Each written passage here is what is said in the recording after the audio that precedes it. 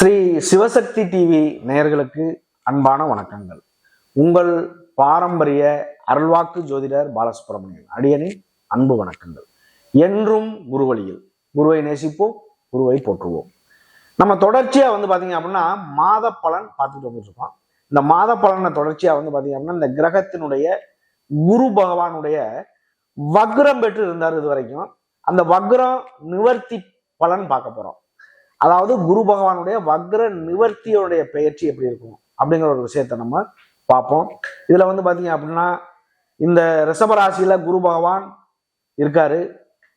செவ்வாய் பகவான் பாத்தீங்க அப்படின்னா மிதுன ராசியில பயணம் செய்யறாரு. அவர் கடகத்துல இருந்து மிதுனத்துக்கு வக்ரம் பெற்று பின்னோக்கி நகர்ந்து வந்திருக்காரு செவ்வாய் பகவான். கேது பகவான் பாத்தீங்க அப்படின்னா கன்னி ராசியில பயணம் செஞ்சிட்டு இருக்காரு. சூரியன் புதன் மகர ராசியில பயணம் செஞ்சிட்டு இருக்காரு. சனி பகவான் பாத்தீங்க அப்படின்னா இவ்வளவு நாள் வக்ரத்துல தான் இருந்தாரு. இப்ப வக்ர நிவர்த்தி ஆகி அவர் பாத்தீங்க அப்படின்னா கும்பராசியில பயணம் செய்யறாரு. இந்த சுக்கிரன் ராகு ரெண்டுமே பாத்தீங்க அப்படின்னா மீன ராசியில பயணம் செய்யறாரு. ஒரு கிரகத்தினுடைய நிலை பாத்தீங்க அப்படின்னா வக்ரம் பெற்று இருந்தா என்ன பலனை கொடுக்கும், வக்ர நிவர்த்தி ஆனா என்ன பலனை கொடுக்கும், அப்ப இந்த குரு பகவானுடைய வக்ர நிவர்த்தி எப்படி இருக்கும் அப்படிங்கிற ஒரு விஷயத்த இந்த 12 ராசிக்குமே நம்ம ஒவ்வொரு ராசியா விரிவா பார்த்துருவோம். அன்பார்ந்த மேச ராசி அன்பர்களே, மேச ராசி உங்களுக்கு பாத்தீங்க அப்படின்னா இந்த குரு வக்ர பெயர்ச்சி பார்த்தோம் முதல்ல. இப்ப அந்த குரு பகவான் வக்ர நிவர்த்தி ஆகிறாரு. அப்ப நிவர்த்தி ஆகிறதுக்கு உண்டான பலன் என்ன உங்களுக்கு அப்படிங்கிறத நம்ம விரிவா பார்க்க போறோம். இப்ப இந்த குரு பகவான் பாத்தீங்க அப்படின்னா உங்களுக்கு 9ஆம் இடமான தனுசு ராசிக்கும் 12ஆம் இடமான மீன ராசிக்கும் உள்ள அதிபதி குரு பகவான். அந்த குரு பகவான் பாத்தீங்க அப்படின்னா உங்களுக்காக 2ஆம் இடமான வாக்குஸ்தானத்துல இருந்து ரிஷபராசியில இருந்து அவருடைய பார்வை பாத்தீங்க அப்படின்னா 5ஆம் பார்வை, 7ஆம் பார்வை, 9ஆம் பார்வை, அந்த பார்வை மூலியமா என்ன பலனை கொடுப்பார் அப்படிங்கிறத நம்ம பார்க்க போறோம். உங்களுடைய 6ஆம் இடத்தை சத்துருஸ்தானத்தை பாக்குறாரு கன்னி ராசிய, உங்களுடைய 8ஆம் இடமான விருச்சக ராசியை பாக்குறாரு, உங்களுடைய 10ஆம் இடமான தொழில் ஸ்தானத்தை மகர ராசியை பாக்குறாரு. குரு பாத்தீங்க அப்படின்னா ஒரு பொதுவாவே ஒரு ஜாதகத்துல விதி ஜாதகத்துல குரு பகவான் எந்த நிலையில இருக்காரு அப்படிங்கிறது ரொம்ப முக்கியம். குரு பகவான் இருக்கக்கூடிய இடம் எப்படியா இருந்தாலும் பாவ கிரகத்தோடு சேர்ந்தாலும் சரி, சுப கிரகத்தோடு சேர்ந்தாலும் சரி, இல்ல சுப கிரகத்தினுடைய சாரம் பெற்றாலும் அசுப கிரகத்தினுடைய சாரம் பெற்றாலும் குரு வக்ரம் பெற்றாலும் நீசம் பெற்றாலும் திதி சூன்யத்துக்குள்ளேயே அகப்பட்டாலும் அவர் பார்க்கக்கூடிய பார்வைக்கு பாத்தீங்க அப்படின்னா பலன் இருக்கும். இருக்கிற இடத்துக்கு வேணா பலன் பாதிக்கப்படலாம், ஆனா அவர் பார்க்கக்கூடிய இடம் மூலியமா கண்டிப்பாக ஒரு நல்ல பலன் இருக்கும். ஒருத்தருக்கு வேலை பறிபோக போகுது அப்படின்னு வச்சுக்குவோம் ஒரு எடுத்துக்காட்டுக்காக. அந்த வேலை பாத்தீங்க அப்படின்னா குருவினுடைய பார்வை வரப்போகுது, பார்வை வந்துருச்சுன்னு வச்சுக்கோங்க, கண்டிப்பா அந்த வேலை பறி போகாது. அப்ப அந்த வேலையை பாத்தீங்க அப்படின்னா இழுத்துக்கிட்டு இருக்கும், நல்லது நடக்கும். அதே பாத்தீங்க அப்படின்னா 99% தான் கேரண்டி சொல்ல முடியாது. 1% உங்களுடைய லக்னம் மெயின் பாத்தீங்க அப்படின்னா முக்கியமான விஷயம்.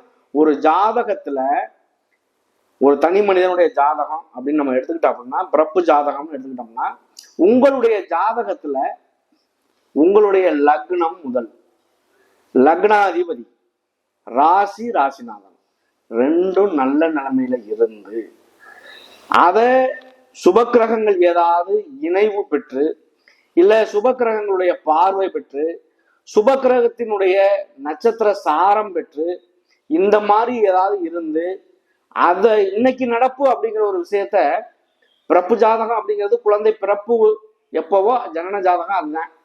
ஆனா ஒருத்தருக்கு இன்னைக்கு நடப்பு அப்படிங்கிறத சுட்டி காட்டணும் அப்படின்னா தசாபுத்தி தான், இந்த நடக்கக்கூடிய கோச்சாரங்கள் கிரகங்களுடைய அமைப்பும் கூட. அப்ப இதை பொறுத்தளவுக்கு விதி மதி கதின்னு நம்ம சொல்றோம், இதைத்தான் சொல்றோம். அப்ப இதை பொறுத்தளவுக்கு உங்களுடைய லக்னம் நல்லா இருக்கு அப்படின்னா நீங்க ஸ்டெடியா இருக்கீங்கன்னு அர்த்தம். அப்ப எவ்வளவு பெரிய பிரச்சனைகள் வந்தாலும், அது மழை போல பிரச்சனை வந்தாலும் பனி போல தீர்க்கிறதுக்கான ஒரு வழி வாய்ப்புகள் கிடைக்கும். அதை ஏற்படுத்திக்குவீங்க நீங்க.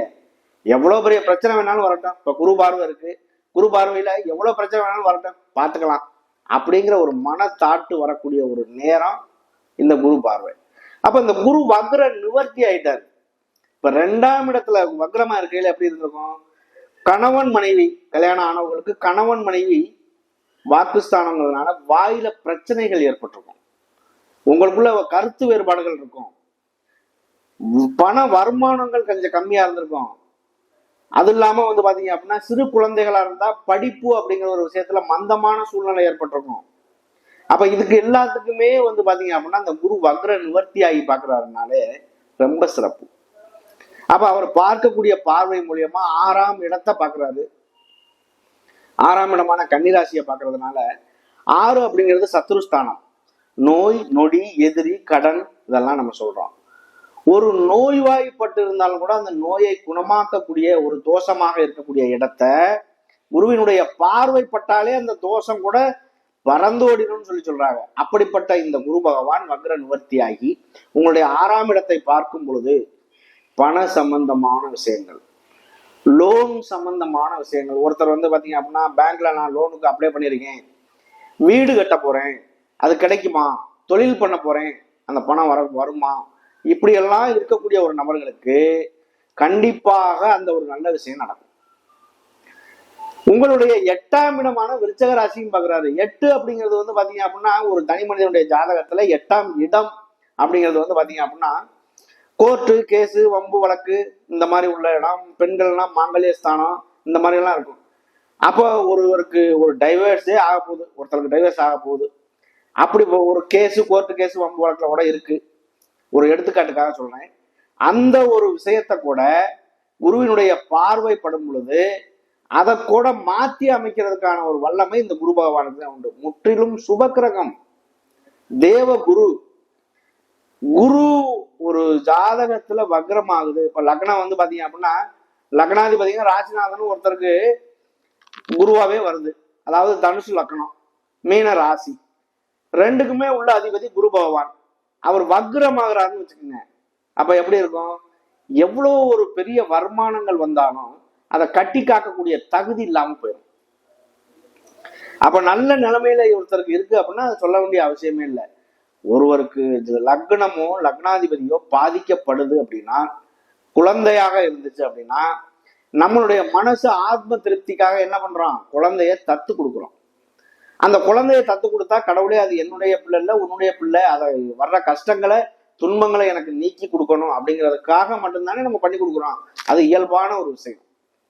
அப்ப இதை பொறுத்தளவுக்கு பாத்தீங்க அப்படின்னா இந்த மேச ராசிக்கு இதுவரை பட்ட கஷ்டங்கள் 2024ல ஒரு பட்ட கஷ்டங்கள் எல்லாமே கொஞ்சம் அதிகமாக தான் இருந்தது. இனிமேல் இந்த 2025 அப்படிங்கிறது ஒரு விடிவு காலம் பிறக்கணும். ஏன் அப்படின்னா வீடு கட்ட போறீங்க, வண்டி வாகனம் வாங்க போறீங்க, வெளியூர் வெளிநாடு போறவங்க, ஒரு இடம் வாங்கி போடுறது, வீட்டு இடம் வாங்கி போடுறது, நிலம் வாங்கி போடுறது, இது எல்லாமே ஒரு நல்ல மாற்றத்துக்குள்ள வரக்கூடிய ஒரு காலகட்டம் வந்துருச்சு. 14/5/2025 குரு பாத்தீங்க அப்படின்னா பெயர்ச்சி ஆகிறாரு. உங்களுடைய 2ஆம் இடத்துல 3ஆம் இடமான மிதுன ராசிக்கு பெயர்ச்சி ஆகிறார்.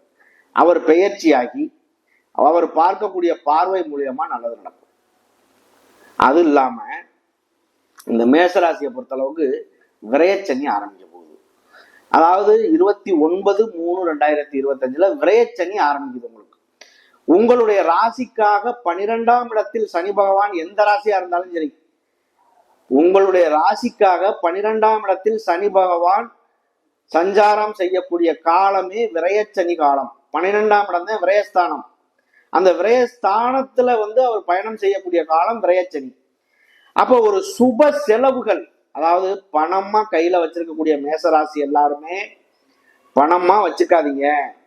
இடமாவோ நகையாவோ வீடு வண்டி வாகனங்கள் இல்லை ஏதாவது ஒரு முதலீடு பண்றது, காது குத்து கல்யாணம் இந்த மாதிரி ஏதாவது ஒரு சுபகாரியங்கள் பண்றீங்க அப்படின்னா கையில இருக்க காசு செலவாகணுங்கிறது ஒரு விதி இருந்தாலும் அதை சுப விரயம் பண்றது அப்படிங்கிறது ரொம்ப சிறப்பு. ஹாஸ்பிட்டல்ல போய் நீங்க செலவு பண்றீங்க, உடம்பு சரியில்லை, அது ஏதாவது கைக்கு சேருமா, அந்த முதலீடு வராது. அப்ப என்ன பண்ணணும், நீங்க சுப விரயம்ங்கிறது நீங்க பண்ணிடணும். அடுத்து பாத்தீங்க அப்படின்னா உங்களுடைய 10ஆம் இடமான தொழில் ஸ்தானத்தை பாக்குறாரு. உங்களுடைய 5ஆம் வீட்டு அதிபதி 6ஆம் வீட்டு அதிபதியும் 10ஆம் இடமான தொழில் ஸ்தானத்துல இருக்காங்க.